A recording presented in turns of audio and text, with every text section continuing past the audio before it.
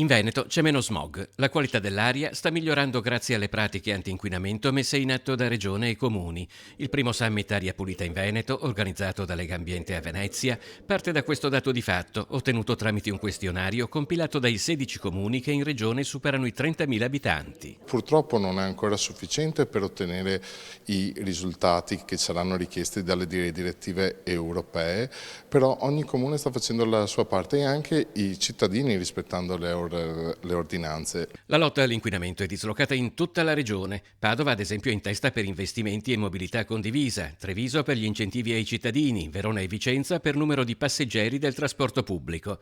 Complessivamente i comuni veneti hanno investito 400 milioni di euro per migliorare la qualità dell'aria e non sono soli. La Regione negli ultimi 3 anni ha investito 834 milioni di euro, che vanno a sommarsi alle centinaia di milioni di euro che abbiamo investito negli anni precedenti.